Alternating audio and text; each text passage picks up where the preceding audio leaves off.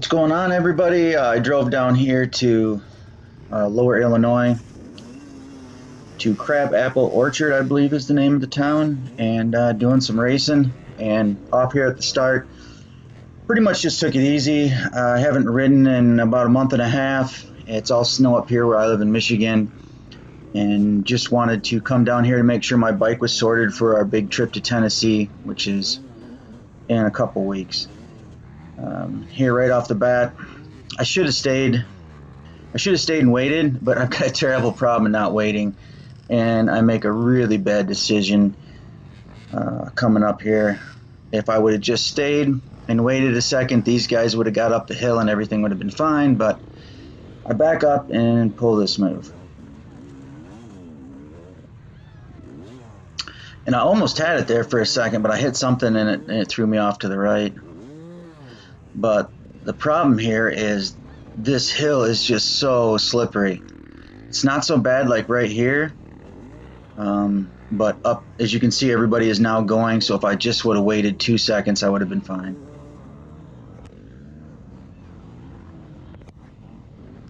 And we get some help here. There's just, you can see guys going everywhere. And if I just would have waited 2 seconds, I wouldn't have had a problem, but that's the way it goes. So we struggle up here, and you can see over in the actual trail how slippery that is. You can't even stand there. You can see that guy trying to get back to his bike, and his bike is like stuck wide open, leaned up against the other guy there.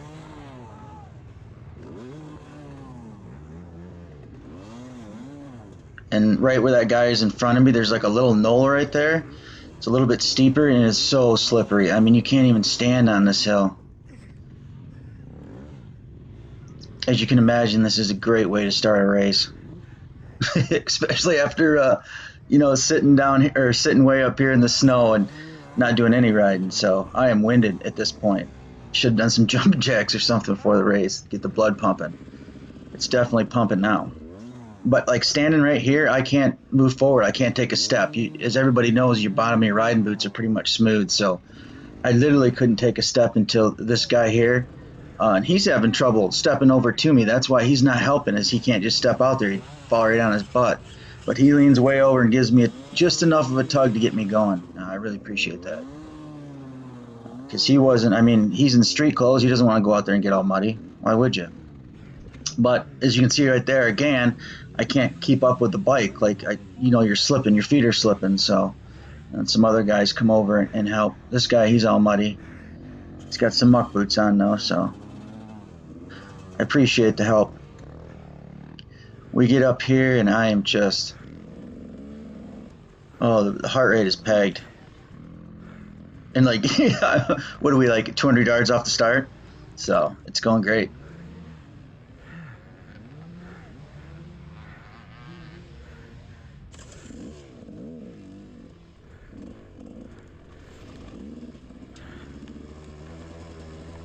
We have just not gone far at all. And I, to be honest with you, I wasn't really prepared for it to be this muddy. As the parking lot was dry, sunshine. Of course, I drove way down here, but yeah. And it really wasn't that muddy. It was just kind of slick. And it's different kind of mud than I was used to in Michigan. In Michigan, if it's muddy, you're sinking down. Down south, if it's muddy, it's like the top. You've got this layer of real slick stuff on top of harder ground. Up here in Michigan, it just, it's like an endless bottom, I guess.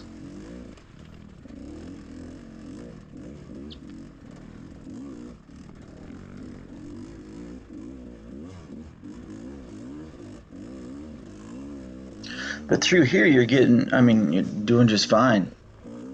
And through the whole race, and I have it in in the regular map. I have 2 maps on my bike, and they actually make a huge difference. The rain map retards the bike so much. I mean, you pretty much never hit a power band on it then. But I've got it in the regular map, and what I'm just trying to do is not break the rear tire loose. Just lug it as much as possible. And I'm running VP 110 with the Slavens 3 highest compression head they make, which gives me tremendous low end power on this bike. And I went to a 52 3-year sprocket, or 52 3-year sprocket on this one, and it really helps. This bike's a ripper now.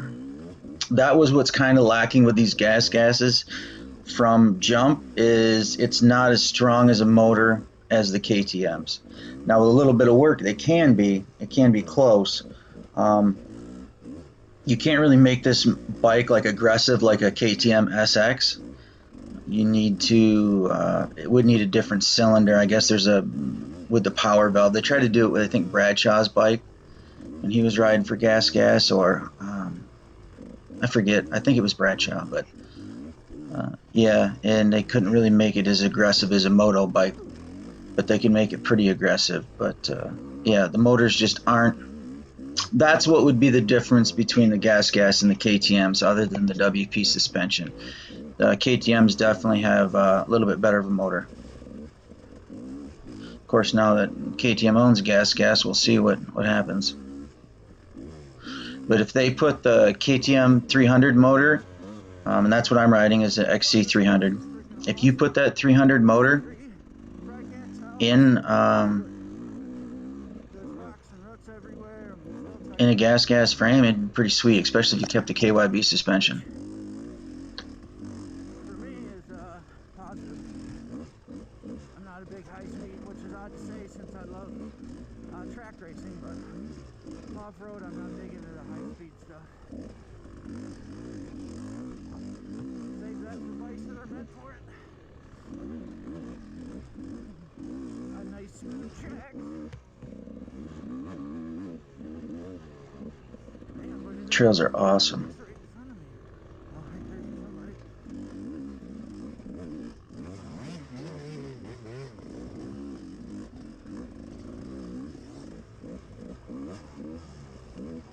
Little 125er. Oh no! Damn.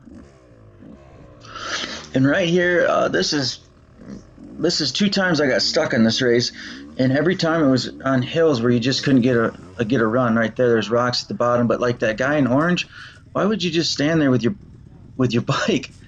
Like, bring it back down to the bottom of the hill. He kept saying he's stuck, and I don't know what he meant by he's stuck. Like, you can't go up the hill, or just like come back down the hill. You got to get your bike off that hill so you can give a chance to everybody else to get up the hill. You can't just lay your bike down the main line and stand there. But I don't have all the information, you know. His bike really could have been stuck on the other guy's bike, or I don't know. Here again, I just hit some rocks, get cross-rutted right there. It was real slippery and just real rocky. I'm not real good at looking for alternative lines, as far as, like, I could have went up to the left the entire time where these guys go, but I never even looked there.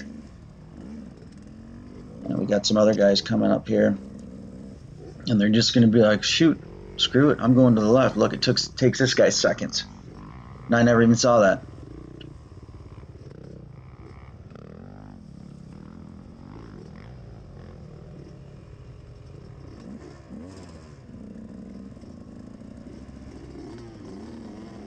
Here, I'm just kind of wasting time.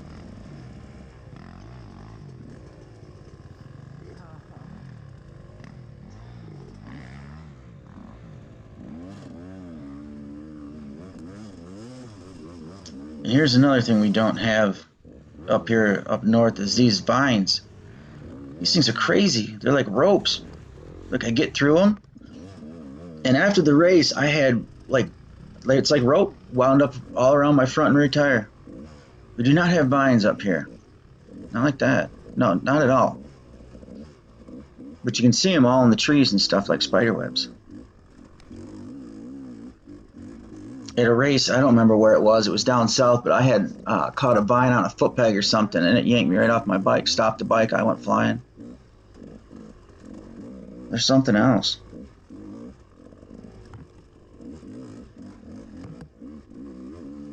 I really had fun down here at this race. This was an awesome race.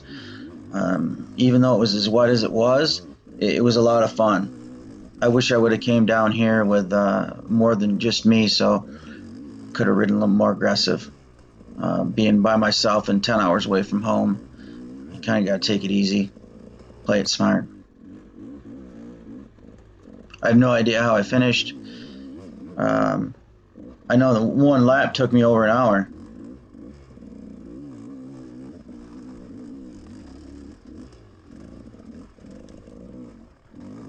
But it was a lot of fun.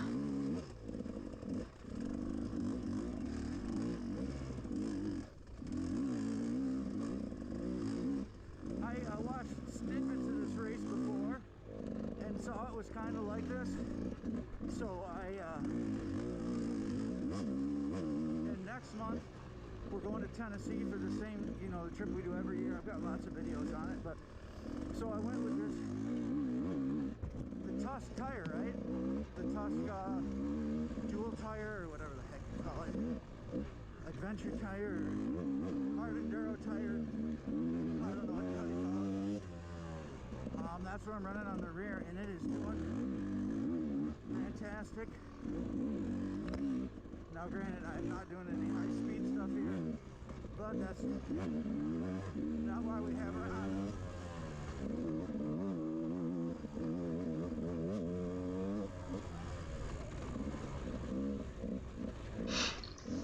Right into this section, it gets really slick. I mean, really slick. Like the first, like I would say 3/4 of this race, no, I'd say 9/10 of the race wasn't bad at all.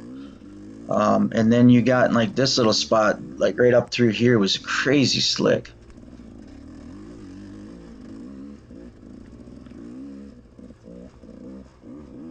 Can you imagine I could have been sitting at home? Your tires would get just completely filled.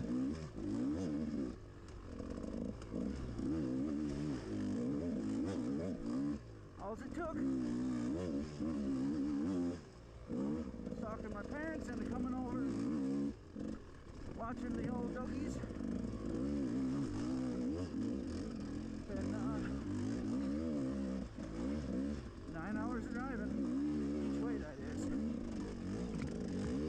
Woo, doggy. So when I get done, with this race today, Well, and I just kind of keep on like this, have a great day, and then drive all the way home. It was a good weekend. I was glad I got away. I do have some videos that'll be coming up. We have a Tennessee trip coming up, so yeah, stay tuned. And I just want to thank everybody for watching, and if you can, please click subscribe. That'd be awesome. Plenty more videos coming. Going to be a lot more superbike stuff this summer and dirt bike stuff. So thank you so much, and please subscribe. Y'all have a good one.